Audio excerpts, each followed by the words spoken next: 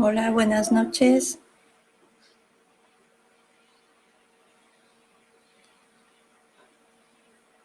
Buenas noches. Estamos probando ahorita la plataforma. Muy buenas noches a todos los que el día de hoy se han conectado.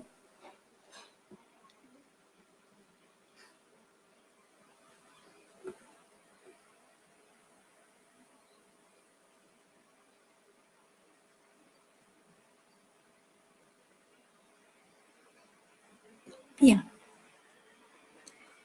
Por favor, me gustaría saber si es que me están escuchando y si es que ya están todos presentes, que por favor me vayan poniendo en el chat. Si es que me escuchan, me gustaría saber quiénes están ahorita ya acompañándonos en esta noche.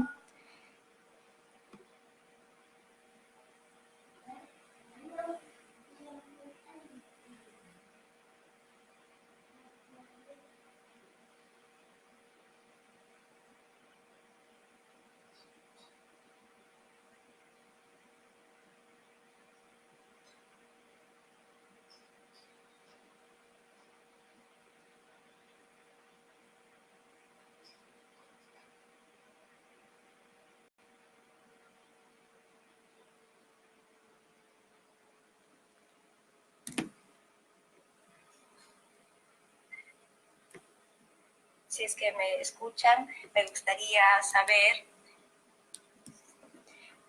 Perfecto, muy bien. Veo ya en el chat que me han escrito que sí me escuchan, que todo está muy bien. Pues a todos y cada uno de ustedes, bienvenidos a nuestro primer seminario virtual de acciones de la genética en las especialidades médicas. Sean cada uno de ustedes muy bienvenidos de parte de quienes hacemos el staff de Bio100. Estamos muy contentos en realidad de la acogida que hemos tenido con este seminario y pues les cuento que tenemos aproximadamente más de 100 inscritos y esperamos verlos a cada uno de ustedes en esta noche. Pues no me van a poder ver ya que la plataforma no permite a la vez compartir pantalla y compartir también la cámara. Sin embargo, pues estamos aquí ya listos con nuestra presentación para poder dar inicio. Poco a poco veo que se está conectando la gente. Sin embargo, pues vamos a dar tal vez un minutito más de que toda la gente se conecte para ya dar inicio, ¿sí?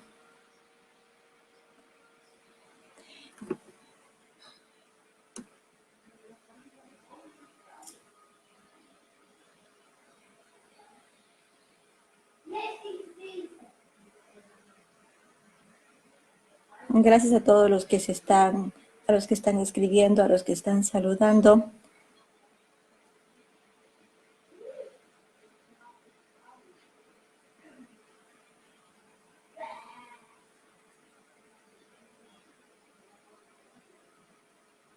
Ya, mientras tanto voy a comentarles pues que en estos 5 días vamos a tener nosotros todo una serie de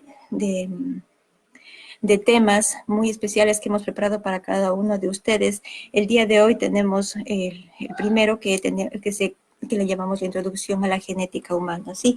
Entonces ya vamos a arrancar, vemos que ya nos han escrito más personas y entonces estamos listos, ¿sí? Bien, el tema que les daré hoy es la introducción a la genética humana, como ya le habíamos indicado. Mi nombre es Jenny Sánchez y seré yo quien estaré acompañándoles durante esta hora. Por favor, les pido que cada uno de ustedes vaya por su lápiz y por un cuaderno porque vamos a comenzar a ver una serie de conceptos, vamos a ver 4 cosas, 4 subtemas muy importantes que son el antecedente de todo lo que veremos los 4 días siguientes. Entonces, les comento un poquito, vamos a hablar un poco de la historia de la genética, estaremos también hablando sobre conceptos relacionados a la genética, también veremos la estructura de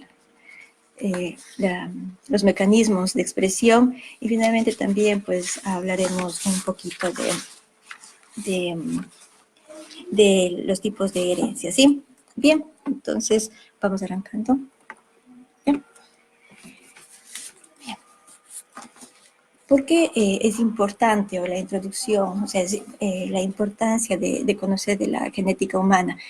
El avance del conocimiento en la genética humana en los últimos 20 años ha sido vertiginoso y el impacto que ha tenido en la salud humana es también muy relevante. Y esa es una de las razones por las cuales la revisión y el conocimiento de los conceptos genéticos, desde la herencia mendeliana aplicada a la genética humana hasta las enfermedades complejas como el cáncer y su modo de herencia, resulta imprescindible para los profesionales del área de la salud. De la misma forma, a nivel molecular es necesario saber interpretar el efecto que pueden tener las diversas variantes de la secuencia de un gen. Y finalmente es importante considerar al cáncer como una patología hereditaria, ya sea causada por mutaciones en un gen principal o también como una enfermedad compleja causada por variantes en más de un gen y factores no genéticos. Bueno, vamos avanzando con lo que es la historia de la genética. La historia de la genética comienza con el trabajo del monje agustino Gregor Mendel. Su investigación sobre la hibridación en guisantes, que fue publicada en 1866, describe lo que más tarde se conocería como las leyes de Mendel. En 1869, Friedrich Miesner descubre lo que se conoce hoy en día como el ADN. En 1905, William Bateson utiliza por primera vez el término genética para designar la ciencia dedicada al estudio de los fenómenos de la herencia y de la variación. En 1909, Wilhelm Johannsen introduce los términos de gen, genotipo y fenotipo, para que en 1910 Thomas Hunt Morgan demuestra que los genes residen en los cromosomas y con ello fue galardonado con el Premio Nobel en Fisiología o Medicina en 1933. Continuamos con la historia. En 1941, Edward Laurie Tatum y George Wells Biddle muestran que los genes codifican las proteínas. En 1958 también ellos recibieron el Premio Nobel en Fisiología o Medicina. En 1953, los ya conocidos James Watson y Francis Crick describieron a la estructura de doble hélice de la molécula de ADN. En 1956, Joy Hincho y Albert Levan determinan que el número de cromosomas humanos es de 46. En 1958, Crick postuló el dogma central de la biología molecular, en el cual él indicaba que el flujo de la información va desde el ADN al ARN y que desde el ARN hacia las proteínas. Sin embargo, quedaba una cuestión por resolver. Aquí había una pregunta. ¿Cómo puede el alfabeto de las 4 letras del ADN, que son la adenina, citosina, timina y guanina, o sus equivalentes en el ARN, que son la adenina, la citosina, el uracilo y la guanina, codificar el alfabeto de las 20 letras de los aminoácidos que van a formar cada una de nuestras proteínas? Es así que los estudios siguieron para que en 1961 un grupo de investigadores comenzara ya a trabajar y se logra hacer el ordenamiento del código genético en tripletes o codones y se descifra la primera letra del código genético. En 1965 ya se descifra el código genético de forma completa y se encuentra que cada grupo de 3 nucleótidos, conocidos como codones, corresponde a un aminoácido y que el orden de estos codones determina el orden de los aminoácidos en una proteína resultante y por tanto sus propiedades químicas y biológicas. En 1970 se descubren las enzimas de restricción, lo que va a permitir a los científicos cortar y pegar fragmentos de ADN. En 1977 la primera secuenciación, se realiza la primera secuenciación del ADN por Frederick Sanger, Walter Hilbert y Alan Maxam, y ellos también fueron galardonados con el Premio Nobel en Química en 1958 y 1980. En 1983, Karin Bach-Mullis descubre la reacción en cadena de la polimerasa que va a permitir replicar genes específicos con gran rapidez. En 1990 se inicia el proyecto del genoma humano con el objetivo de conocer el orden en que se disponen los nucleótidos en las cadenas de ADN de los cromosomas humanos.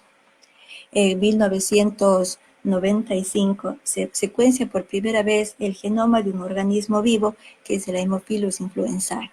En 1996, Ian Wilmut del Roslin Institute en Escocia produce la primera oveja clonada y que le conocemos como Dolly. En el 2001 se publica ya las primeras secuencias del genoma humano, el primer borrador por parte del proyecto de genoma humano, y en el 2003 ya se publica el genoma secuenciado al 100% con un 99.99 de fidelidad. Con esto hemos hablado un poquito de la historia de la genética para tener un poco del conocimiento desde todos estos años, cómo se han venido haciendo los estudios hasta que se descubrió el proyecto del genoma humano.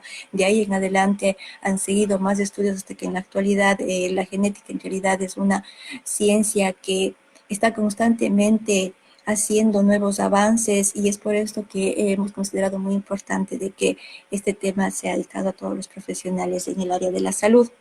Ahora bien, vamos a comenzar con conceptos básicos en genética. Estos conceptos son importantes tener un conocimiento ya que son la base de todo lo que implica ya en sí el estudio. En primer lugar, vamos a hablar sobre la genética. Es la rama de la ciencia que estudia cómo las características de los organismos vivos, es decir, las características morfológicas, fisiológicas, bioquímicas o conductuales, se generan, se expresan y se transmiten de una generación a otra bajo diferentes condiciones ambientales. El genotipo, la composición genética es la composición genética de un organismo heredada de sus progenitores, mientras que el fenotipo es cualquier característica o rasgo observable de un organismo, como su morfología, el desarrollo, las propiedades bioquímicas, la fisiología. Es el resultado de la interacción entre el genotipo con el ambiente. Eso es el fenotipo, una interacción entre el genotipo con el ambiente. Avanzamos con otros conceptos. El genoma es todo el material genético de un organismo en particular y se hereda de generación en generación. Y por otra parte, el exoma es esa parte del genoma que va a codificar para proteínas y que incluye otros exones. Los cromosomas. El material genético que ya vimos que es el genoma se encuentra empaquetado en unidades denominadas cromosomas. En las células eucariotas como las nuestras, cada cromosoma consiste en una molécula de ADN bicatenario asociada con proteínas básicas denominadas histonas y también con otras proteínas no histónicas.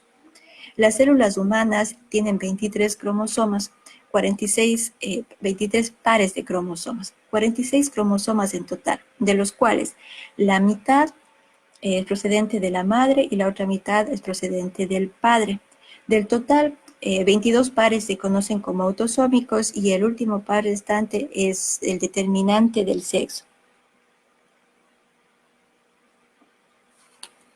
El gen. La unidad funcional de la herencia es la unidad funcional de la herencia. Es una secuencia de ADN que contiene información para la síntesis de una proteína o bien para la síntesis de muchos tipos especiales de ARN, sean estos ARNs de transferencia y ARNs ribosomales. Muchos genes están compuestos por intrones y exones. En estos genes, la única región que se traduce a proteína, es decir, la parte codificante del gen, son los exones. Cromosomas homólogos. Los cromosomas homólogos son aquellos procedentes, uno del padre y otro de la madre, que tienen los mismos genes en el mismo orden. Aquí en este gráfico nosotros podemos ver un cromosoma paterno y un cromosoma materno, los cuales proceden uno como he dicho, tanto del padre como de la madre, ¿sí? Alelo son cada una de las dos o más formas alternativas que puede tener un gen y que se localizan en el mismo lugar, al que le llamamos locus, del par de cromosomas homólogos. Aquí quiero que veamos algo. Los genes trabajan por parejas, ya que para un mismo carácter por ejemplo, el color de los ojos, hay dos alelos que se encargan de ello. Entonces, aquí en nuestro gráfico tenemos nuestro par de cromosomas homólogos, tenemos el alelo A con una letra mayúscula y el alelo A con una letra minúscula, tanto el que procede del padre como el que procede de la madre. Como ustedes pueden ver, están en se encuentran en el mismo orden, tienen los mismos genes, ¿sí? En este caso, como vemos, pueden haber tres tipos de personas. Aquí hay que considerar algo. Bueno, vamos a diferenciar, en este caso del ejemplo, el que procede del padre, tenemos estos alelos con una letra mayúscula y los que proceden de la madre con una letra A minúscula. Entonces, para poder ver que hay tres tipos de personas que pueden haber. Doble A mayúscula, doble A minúscula y una A mayúscula y una A minúscula. ¿Esto qué quiere decir? Que los individuos con el mismo tipo de alelo se denominan homocigotos para ese carácter, mientras que los individuos con dos alelos diferentes se denominan heterocigotos para ese carácter.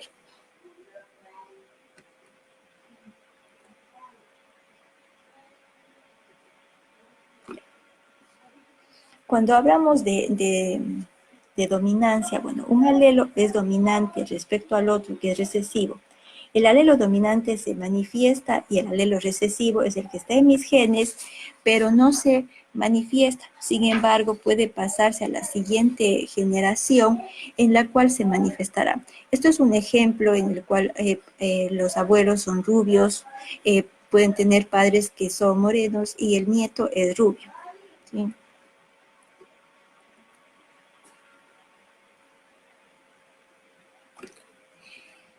El ADN es la biomolécula que almacena la información genética de un organismo. Se trata de un ácido nucleico, específicamente el ácido desoxirribonucleico. Consiste en una secuencia de nucleótidos compuestos a su vez por un grupo de trifosfato, una pentosa que se le conoce como desoxirribosa y cuatro bases nitrogenadas, que son la adenina, la citosina, la guanina y la timina. La estructura del ADN es una doble hélice, la cual está compuesta por dos cadenas complementarias y antiparalelas.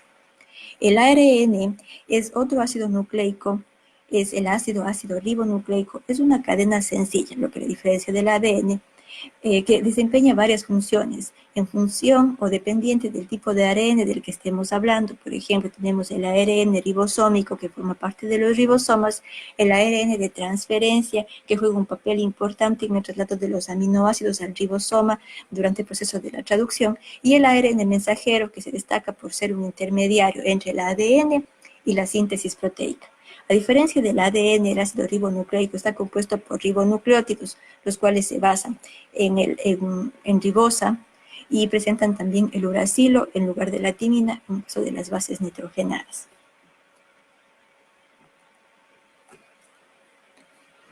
Otro concepto básico que debemos tener es el dogma central de la biología molecular.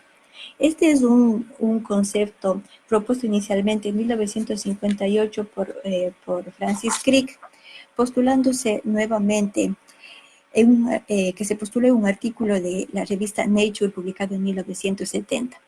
Este va a ilustrar un mecanismo unidireccional de transmisión y expresión de la herencia, desde el ADN, como vemos aquí en este gráfico, hasta las proteínas, pasando por el intermedio del ARN. El dogma central inicial postulaba que solo el ADN puede duplicarse y por lo tanto reproducirse y transmitir la información genética a la descendencia. Actualmente esto aquí ha ido cambiando, ya que como la ciencia se va en constante redescubrimiento, entonces se han hecho modificaciones posteriores en el cual se incorpora también los conceptos de transcriptasa inversa, y también que el RNA también es capaz de replicarse, ¿sí? Y así, al igual que las proteínas son capaces de replicarse en ausencia de DNA. Los RNAs con propiedades autocatalíticas son capaces de modificarse y duplicarse a sí mismos en ausencia de proteína y ADN. Otra situación que rompe con la secuencia definida por el dogma es la posibilidad de obtener también proteína in vitro en un sistema libre de células y ausencia de ARN, por lectura directa del ADN mediante ribosomas en presencia de neomicina.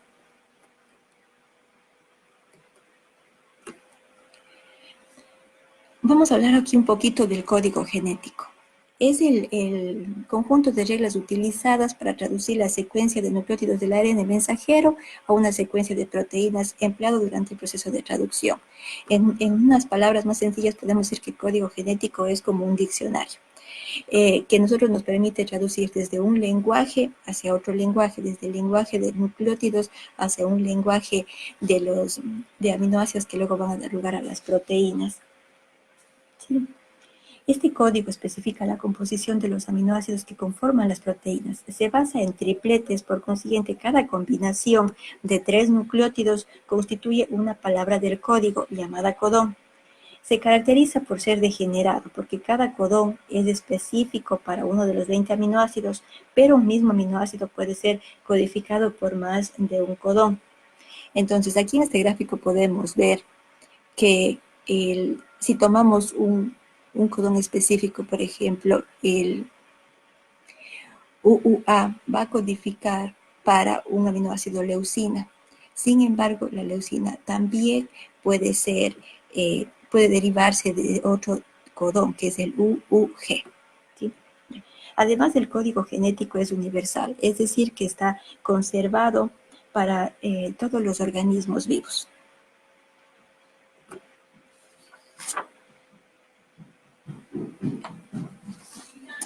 Polimorfismo genético. Este polimorfismo hace referencia a la existencia en una población de múltiples alelos de un gen.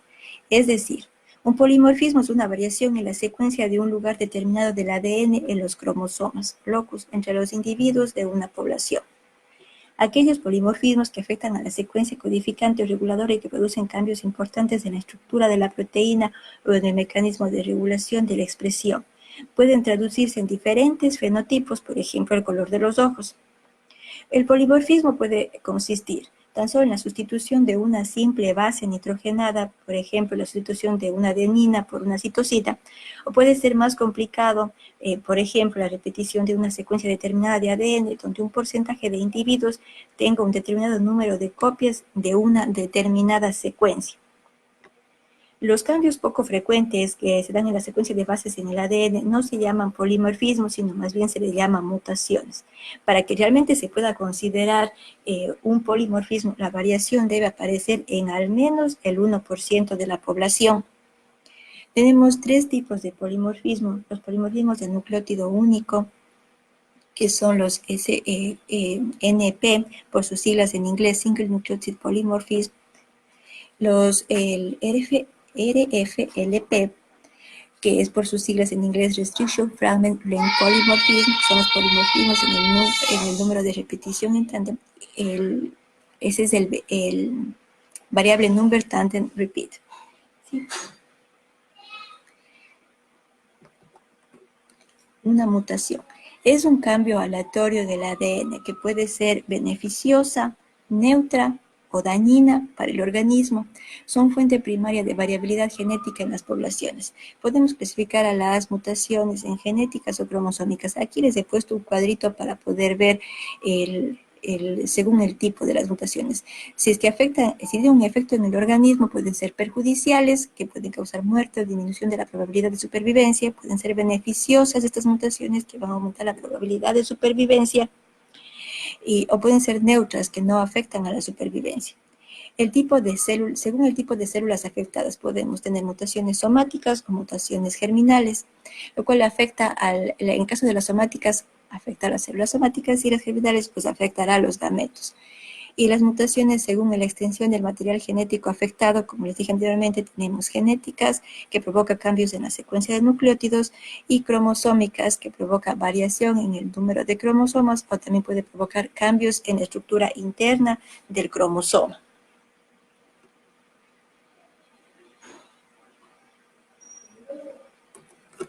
Bien, ahora vamos a hablar un poco de la estructura del genoma humano. El genoma es el contenido total de ADN presente en una célula. El genoma humano consta de 2 tipos, el genoma nuclear y el genoma mitocondrial. Cuando hablamos del genoma mitocondrial, fue la primera parte del genoma humano de la que se conoció la secuencia en 1981.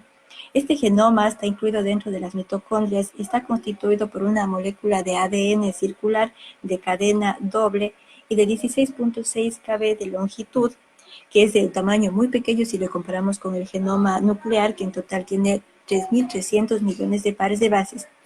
Además, el genoma mitocondrial tiene 37 genes, de los cuales 2 tienen información para codificar ARN ribosómico, 22 para ARN de transferencia y 13 para proteínas necesarias para el funcionamiento de la mitocondria. El resto de proteínas necesarias para la mitocondria procede del genoma nuclear. Es necesario también aquí comentar que el 97% del genoma mitocondrial es codificante y tiene una transcripción policistrónica, es decir, que se va a transcribir en forma de un transcrito continuo.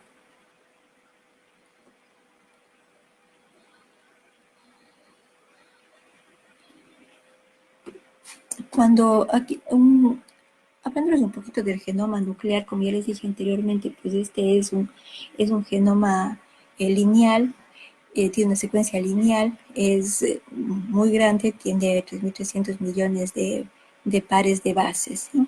Para no dejarle este suelto. Se encuentra en el núcleo.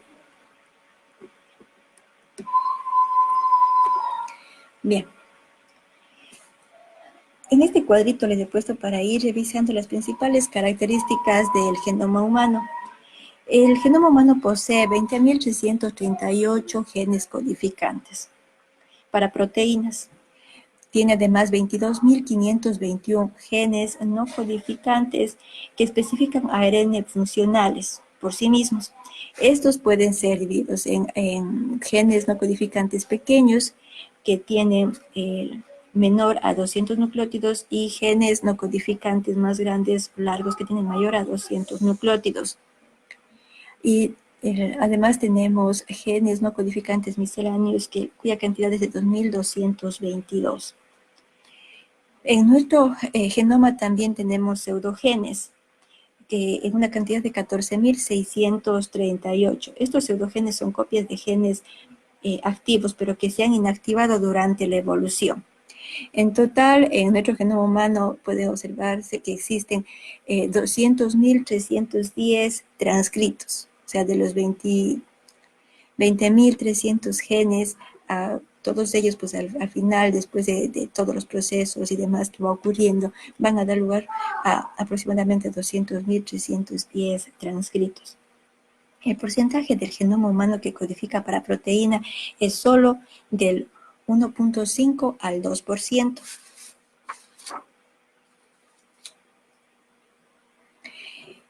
Acá también en nuestro gráfico les he puesto para que podamos diferenciar los tipos de secuencias del genoma humano. Tenemos dos tipos, unas secuencias de copia única y las secuencias repetidas.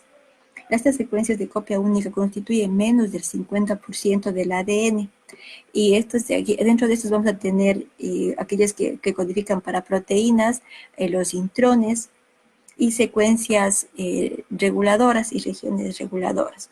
Y en el caso de las secuencias repetidas o ADN repetido constituyen más del 50%, en las cuales podemos encontrar dos categorías. Las secuencias derivadas del proceso de transposición o elementos transponibles, que es el 45% del genoma, y las repeticiones de secuencias muy sencillas y cortas, las cuales van a estar repetidas miles de veces. Estos dos tipos de secuencias no tienen una función conocida, pero se les da mucha importancia ya que ofrecen una gran fuente de variabilidad para dar lugar a la evolución. Tienen relevancia en medicina y también han servido para hacer estudios genéticos. Ya. Bueno, acá les he puesto un diagrama para poder ver el ADN repetido en el genoma.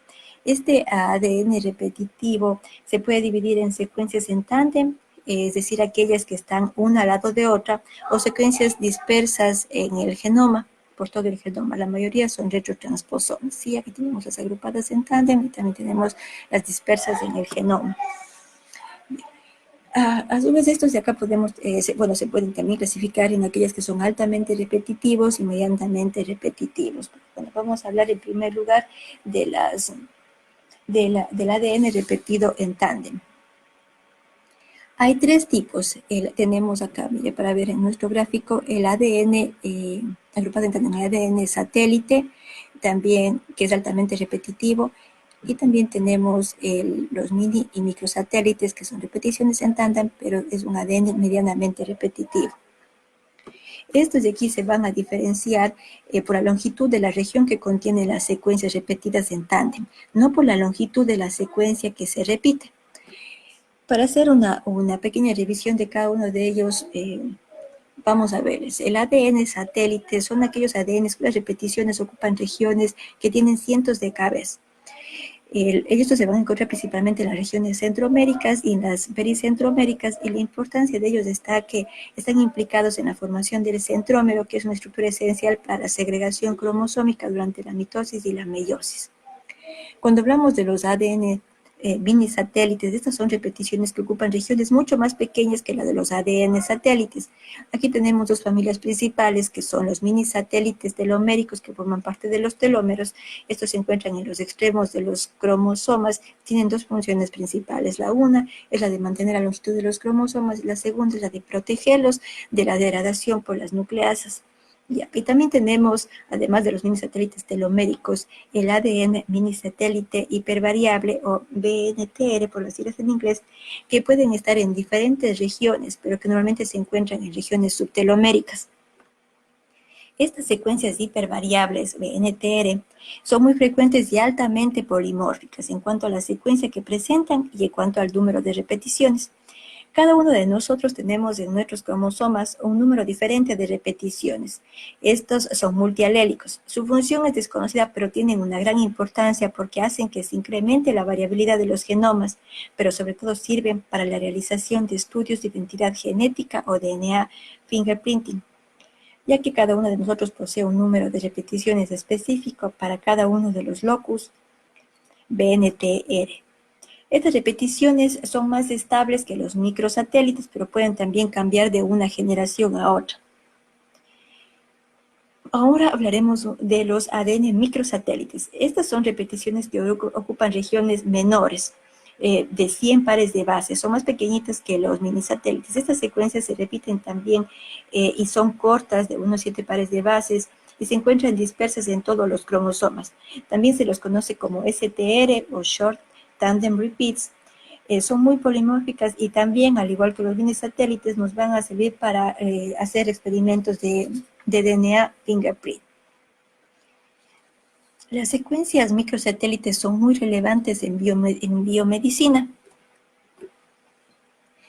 En 1991 se descubrió un nuevo mecanismo responsable de ciertas enfermedades hereditarias en el hombre, que son las expansiones de trinucleótidos que pueden deberse estar en exones, en intrones o región UTR de los genes. Estos microsatélites, al decir que son muy importantes en biomedicina, es justamente porque están relacionados con enfermedades. Las regiones que contienen estas secuencias pueden estar localizadas en genes, que pueden ser codificantes, regiones no traducidas o intrones, de las personas sanas con una longitud determinada.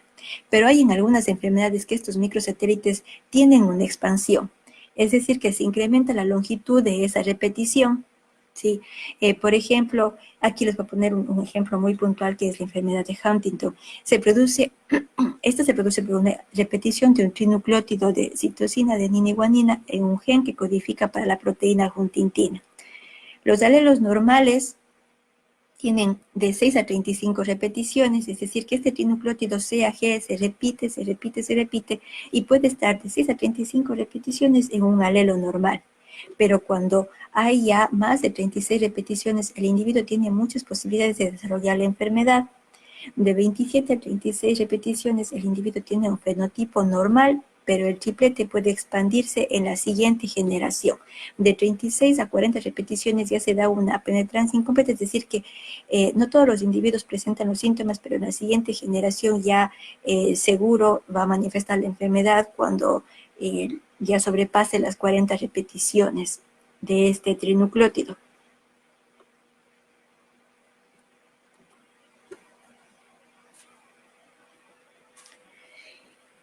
Hablemos también un poco de lo que son los elementos transponibles. Estos elementos constituyen el 45% de las secuencias del genoma, las secuencias repetidas del genoma.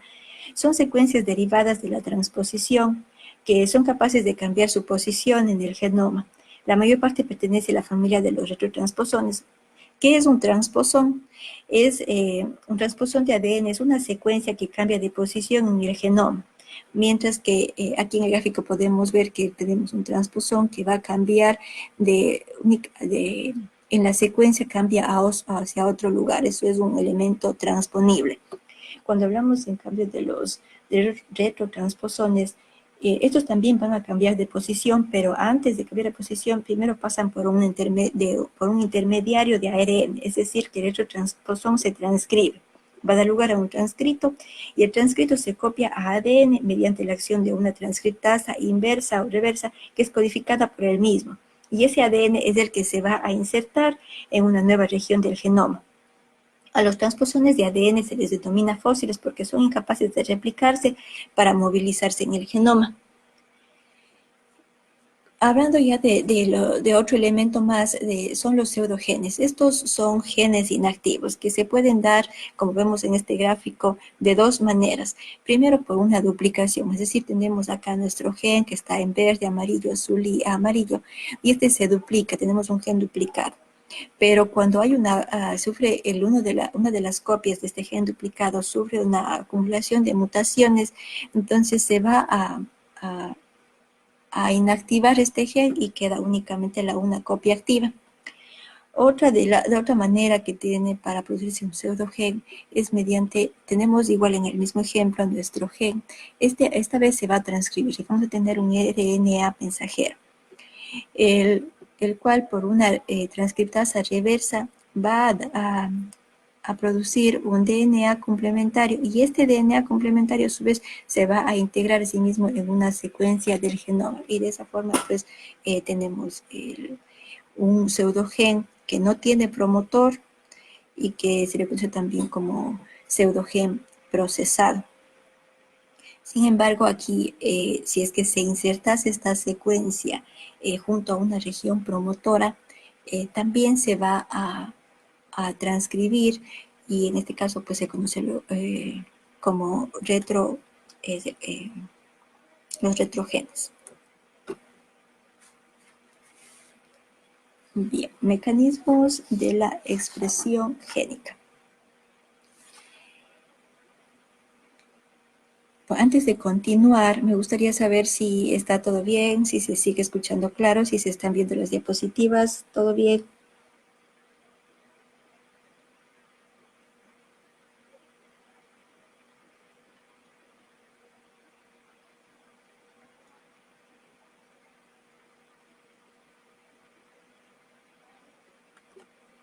Vamos a ir avanzando.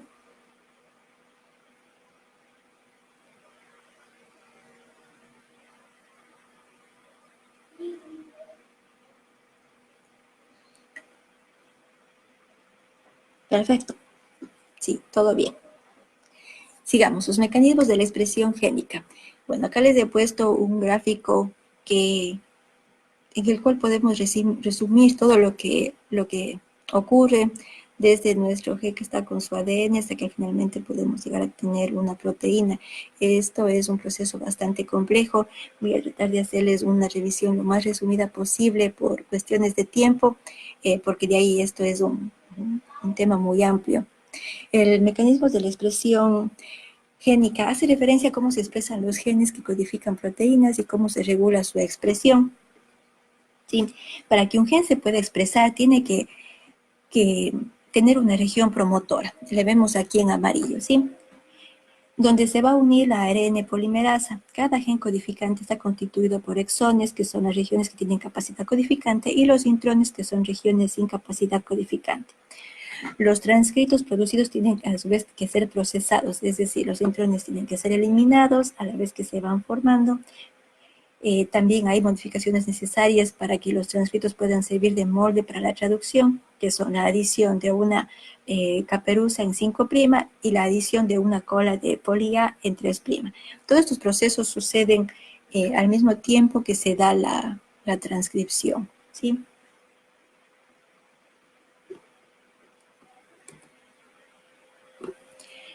Vamos aquí nuevamente a ver lo que es el dogma central de la biología molecular. La información contenida en el ADN se transcribe a ARN, según como le habíamos visto, le habíamos mencionado anteriormente. En algunos casos ese ARN ya es funcional y en otros se traduce a proteínas. Todos estos procesos son bastante complejos y se regulan en muchos puntos. Entonces este gráfico nos resume, si bien todos estos procesos son bastante complejos, según lo dicho, y se producen una serie de modificaciones a distintos niveles. A nivel de la transcripción, vemos en la primera parte del gráfico, ya que tiene que modificarse la estructura tridimensional del ADN, para ello son necesarios algunos cambios epigenéticos, es decir, modificaciones químicas de las proteínas y del ADN que forman parte de la cromatina. Una vez estas modificaciones se han producido, se tiene que dar una interacción correcta de los factores de la transcripción junto con la ARN polimerasa y el ADN, y en algunos casos también ocurren interacciones entre el ADN y el ARN. A nivel del procesado del ARN, ya que se genera un mensajero primario y no maduro, del cual se pueden obtener diferentes transcritos maduros que darán lugar a diferentes proteínas. Y tenemos también a nivel de la traducción, ya que las formas del ARN mensajero generadas tienen que traducirse a proteínas. Además, ciertas proteínas deben sufrir modificaciones post-traduccionales para a su vez ser funcionales. Entonces, hacemos nada más un breve resumen de estos procesos que ocurren, ¿sí? Bien, entramos a un tema que es el árbol genealógico. Este es importante que le toquemos a sí mismo para luego poder saber los diferentes patrones de herencia. Bien, ¿qué es este árbol genealógico? Este gráfico que estamos viendo aquí en esta diapositiva, que se le ve puro cuadritos, puros círculos, unos claros, otros oscuros. Bueno, vamos a ir revisando, ¿sí? El árbol genealógico es una herramienta muy adecuada para obtener, relacionar y comprender los datos familiares que pueden ser importantes en el abordaje del diagnóstico del paciente y también de sus familiares. La historia familiar es una parte fundamental de la historia clínica. El árbol genealógico nos permite identificar el tipo de herencia, nos ayuda en el diagnóstico diferencial, permite identificar los individuos de riesgo, ayuda en la toma de decisiones para estudios de portadores, ya sea herencia autosómica recesiva o herencia ligada al X. Son valiosos en la planificación del tratamiento, seguimiento y prevención de enfermedades. Nos permite evaluar diferentes opciones reproductivas. Así también existen unas recomendaciones internacionales para su realización e interpretación que deben ser utilizadas. Es decir, esta simbología, nomenclatura que utiliza el árbol genealógico está estandarizada. Como dato, quiero comentarles que debemos saber que los familiares de primer grado, nosotros compartimos el 50% de nuestros genes con los familiares de primer grado, sean estos hijos, padres y hermanos. Con los familiares de segundo grado, que vienen siendo nuestros tíos, tías, abuelos, medio hermanos, sobrinos y sobrinas, compartimos el 25% de los genes, y con nuestros primos o bisabuelos, que vienen siendo los familiares de tercer grado, compartimos un 12.5% de los genes. Bien. Ahora, ¿cuáles son los elementos del árbol genealógico? El árbol genealógico va a utilizar, como vemos aquí en la primera parte de nuestra diapositiva, figuras geométricas que van a permitir identificar los individuos, y también líneas rectas que nos van a ayudar a identificar la relación de parentesco que existen. Entonces, mientras en el 1 están todos desorganizados, al lado derecha ya tenemos organizado el árbol genealógico. Les voy a dar el significado de unos cuantos de estos símbolos que podamos tener presentes, ¿sí? En el caso de nuestro árbol genealógico, los círculos se utilizan para identificar a las mujeres, el cuadrado para identificar a los varones, la línea horizontal que le une es la línea de relación de pareja, Acá tenemos la línea de descendencia, que es la que sale de la línea de pareja, y la línea fratria, que es la línea que de los hijos, de los hermanos, y una línea individual que corresponde a cada uno de los individuos. Cuando no sabemos qué tipo de sexo es, se coloca un rombo, y en el caso de aborto se coloca un triángulo. ¿Sí? Estos son los elementos básicos que tenemos. Acá en la parte de abajo tenemos el modelo de árbol genealógico.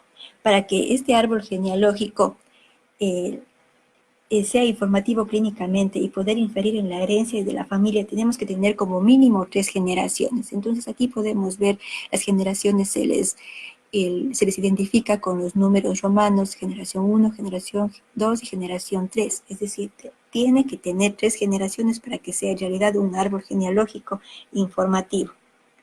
El modelo debería ser un árbol sin muchas anotaciones, o sea, sin muchas anotaciones acá, pero toda la simbología, todas las anotaciones que se tienen que estar dentro de la figura, pero no dentro del árbol, sino a un costado.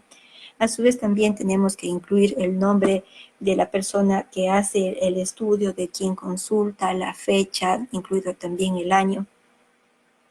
Dentro del árbol genealógico también nosotros vamos a incluir los números arábigos que corresponden también en el caso, por ejemplo, de los hermanos, se debe ir colocando la secuencia de cada uno de ellos, el orden en el que han ido naciendo, ¿sí?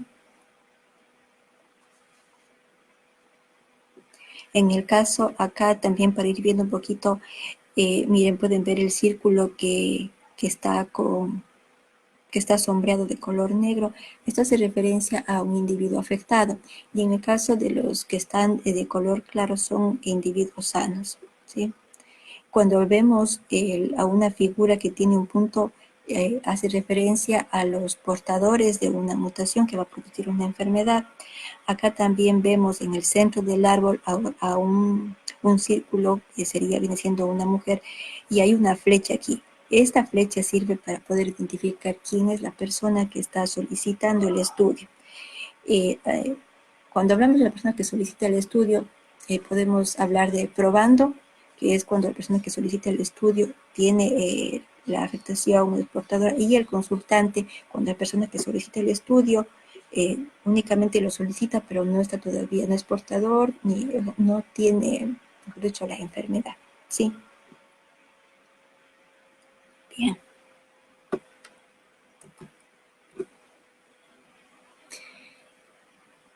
Vamos ahorita a hablar de los tipos de herencia.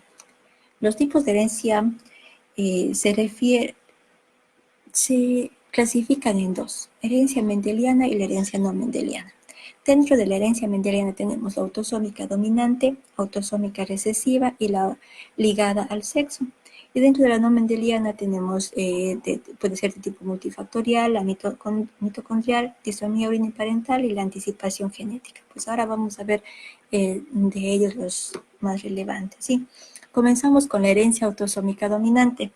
Las características principales de la herencia autosómica dominante son la mutación, es decir, la variante patológica, es de un solo alelo de un gen. O sea, la mutación de solamente uno de estos alelos del gen es suficiente para la manifestación de la enfermedad. Este tipo de herencia va a afectar tanto a hombres como a mujeres, según lo que vamos viendo en la parte superior del gráfico, afecta a ambos sexos. La transmisión es vertical, o sea, se transmite de los padres hacia los hijos. El progenitor afectado, ¿sí? Ahora, como dato distintivo, se puede dar la transmisión de varón a varón. Existe mosaicismo germinal, o sea, puede producirse por un mosaicismo germinal. Esto es cuando uno de los progenitores tiene la mutación en una proporción de sus gametos. Se ha hecho un cálculo matemático de la probabilidad de tener un hijo afectado y suele ser del 5 a 10%. En la herencia autosómica dominante, el riesgo de recurrencia es del 50%. Esto quiere decir, este riesgo de recurrencia, que es la probabilidad de que un nuevo descendiente de una familia con un trastorno heredado sufra este trastorno. O sea, es la probabilidad de que existe un 50% de que un nuevo descendiente de esa familia, de una familia con un trastorno heredado, sufra también de ese mismo trastorno o enfermedad.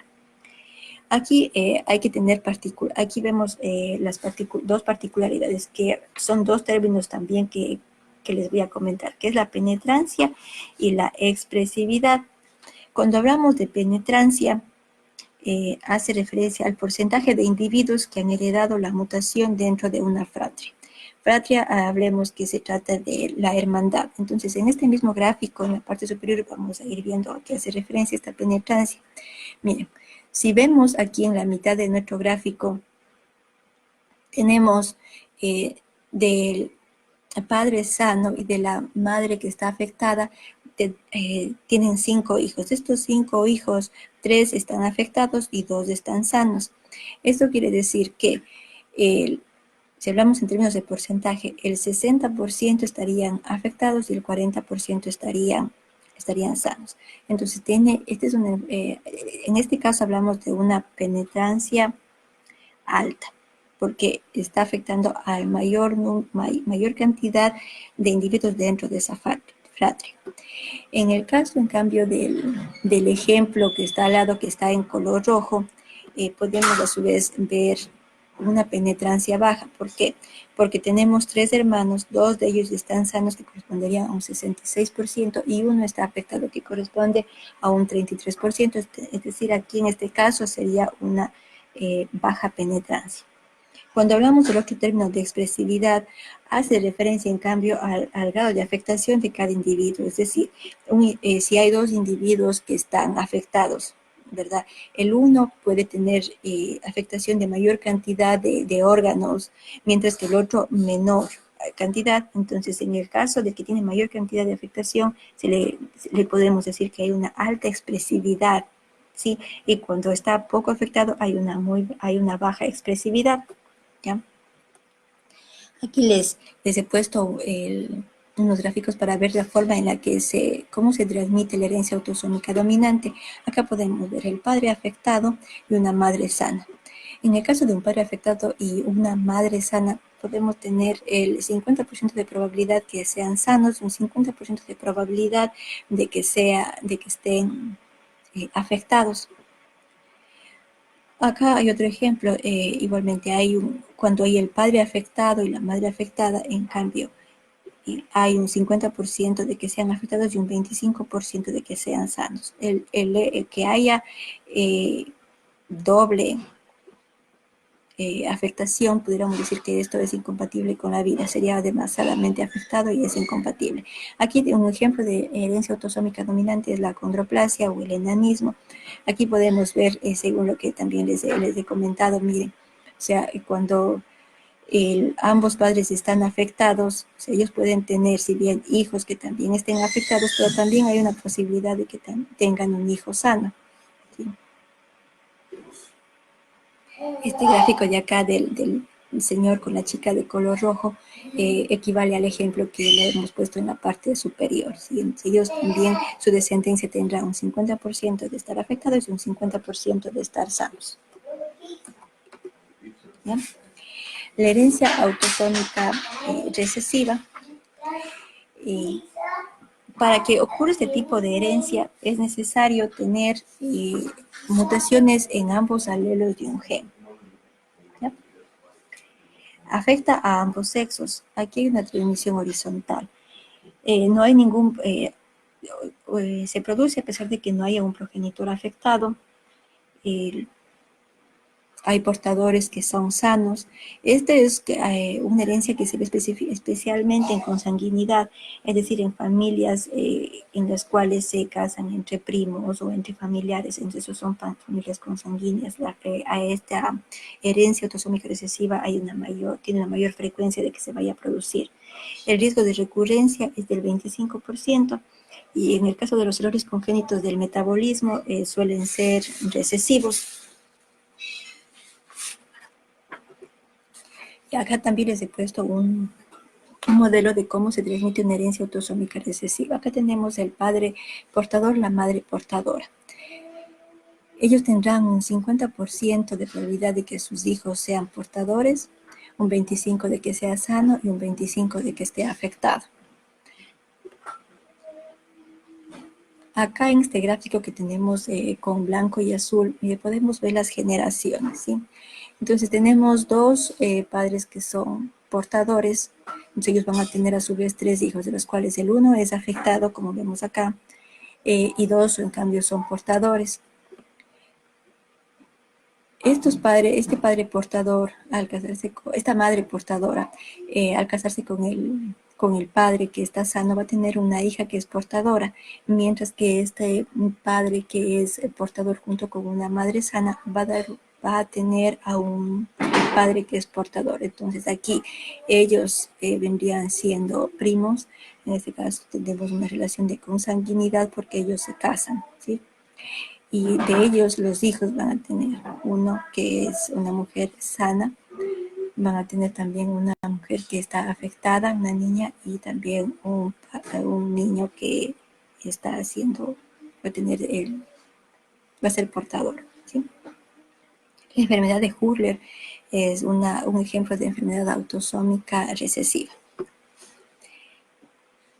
En el caso de que el padre sea sano y que la madre esté afectada, como es en el caso también, aquí podemos poner como ejemplo las madres o mujeres que tienen fibrosis quística. Ellos pueden tener hijos varones, pero todos ellos van a tener problemas de esterilidad.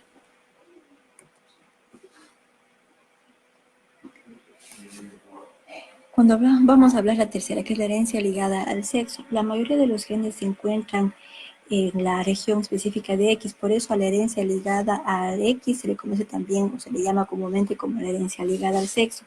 Las principales características de la herencia ligada al X son, hay una mutación en el cromosoma X, los varones están afectados, las mujeres son portadoras, generalmente no afectadas. Hay excepciones, por ejemplo, el síndrome de Turner, en el cual hay un solo cromosoma X.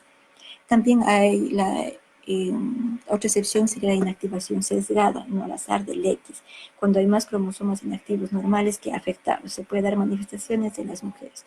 El riesgo de recurrencia en los hijos es del 50% y las hijas es del 0%. El 50% de las hijas van a ser portadoras.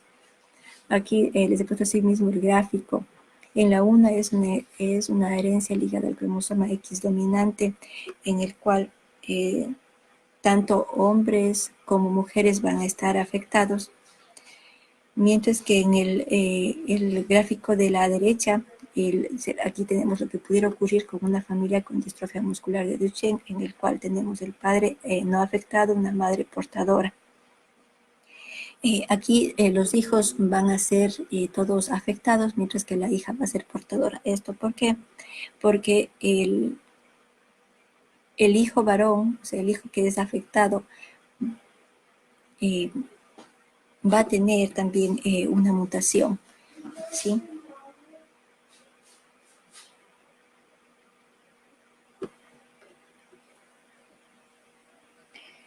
Los hombres transmiten su cromosoma X a todas sus hijas y su cromosoma Y a todos los hijos. Las mujeres, en cambio, transmiten aleatoriamente uno u otro cromosoma X a todas las hijas y a todos los hijos. Las mujeres pueden ser homocigotas para el alelo funcional, homocigotas para la mutación y heterocigotas porque tienen 2 copias de X.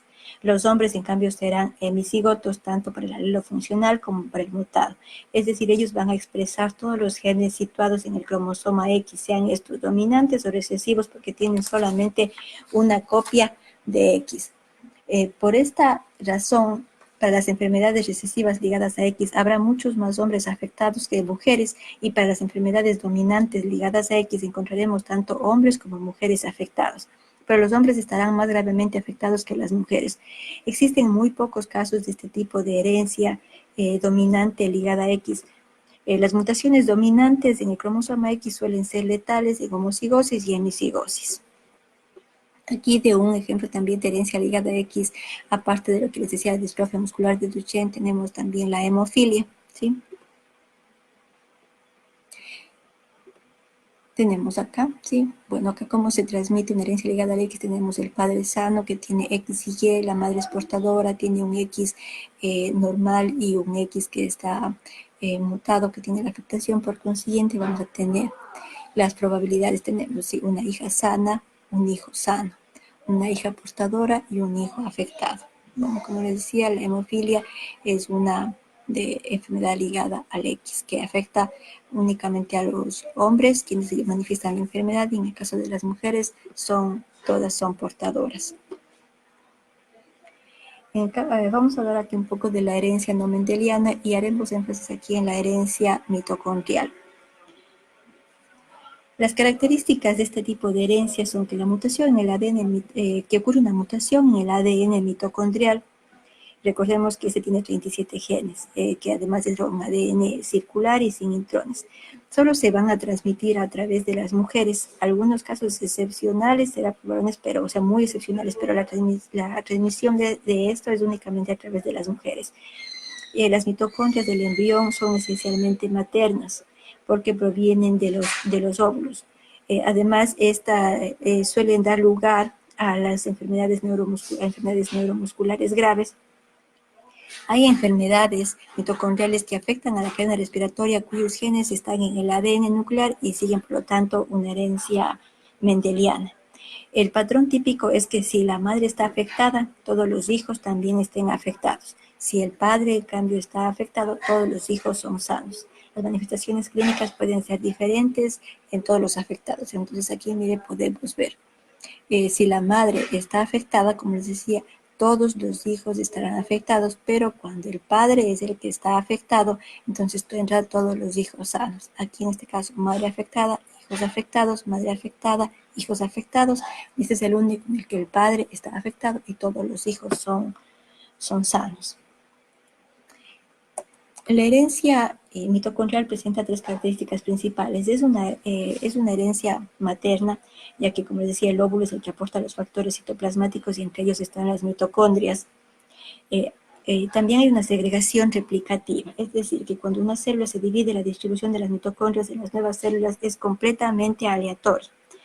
Y existe homoplasmia y heteroplasmia. ¿A qué se referencia esta homoplasmia y esta heteroplasmia que podemos ver aquí en el gráfico?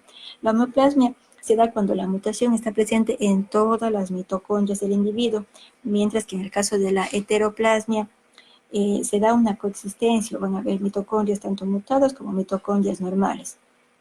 Esto va a generar una expresividad variable que dependerá de un umbral. Este umbral es específico para cada tipo de mutación. Es decir, que cuando se pasa un cierto número de mitocondrias alteradas, puede llegar a que la célula deje de funcionar correctamente y entonces ahí se va a manifestar la enfermedad. Una vez que ha pasado ese umbral, como les digo, las mitocondrias mutadas, hay demasiadas mitocondrias mutadas, entonces la afectación será mucho mayor. La homoplasmia ocurre en muy pocos casos, mientras que la heteroplasmia es más habitual. Y como consecuencia de esto, las enfermedades mitocondriales tienen una penetrancia reducida y una expresividad variable. En el caso de la homoplasmia, tanto los hombres como las mujeres están afectados. Miren, acá podemos ver en el gráfico, tanto hombres como mujeres estarían afectados, pero solo las mujeres pueden transmitir la enfermedad a todos sus descendientes.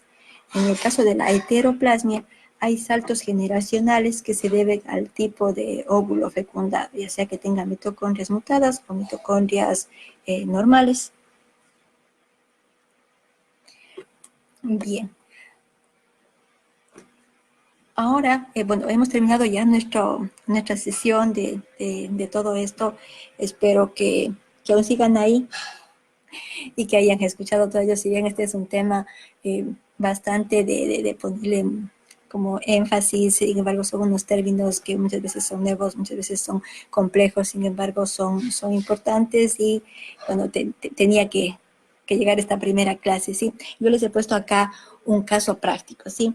Entonces, a aquellos que me están ahorita todavía escuchando, que están atentos de la transmisión, quiero que por favor le pongan aquí la respuesta, acá en el chat. Mire, tengo que ser práctico. Se indica la genealogía correspondiente a un carácter humano autosómico. Aquí en este gráfico vamos a ver. Es que se trata de un carácter dominante o un carácter recesivo. Entonces les voy a dar un par de minutos para que cada una de las personas que están ahorita conectadas y que nos han estado siguiendo durante toda esta hora pongan su respuesta acá abajo y que me digan, pues sí.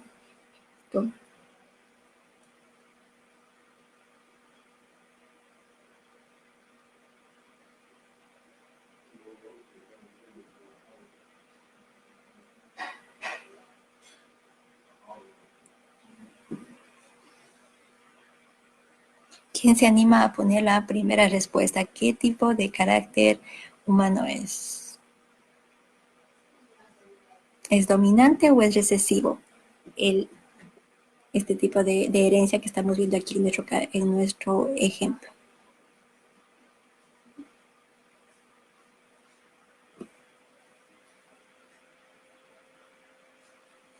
Muy bien, vemos que ya comienzan a responder Janet, Verónica, Carola, Andrés, Giovanna, Karen, gracias. Jonathan, Roberto, Alfonso, gracias. Leshis, Oscar, Gabriela, Caro, Gris, Daniela, gracias. Sí, pues efectivamente es una herencia recesiva. Gracias a cada uno de ustedes que han estado hasta acá, han llegado hasta el final de esta transmisión. Eh, Pueden seguir colocando ustedes ahorita acá sus respuestas. Gracias por ello. Recuerden que el día de mañana tenemos nuestro siguiente tema, que es asesoramiento genético. El día viernes, a su vez, también tendremos una pequeña previta en línea que lo habíamos también estado anunciando, que es únicamente para ver, o sea, de qué forma es lo que hemos podido llegar a cada uno de ustedes, hemos podido captar su atención. Gracias infinitas. Sabemos que hay mucha gente a quien le está interesando estos temas, es algo realmente muy interesante, muy apasionante, y que estamos muy contentos de que somos muchos más de los que estamos apasionados con la medicina genética, no solamente en el Ecuador, sino a nivel de toda Latinoamérica. Gracias a todos ustedes y que tengan una feliz noche. Un gusto haber estado con ustedes.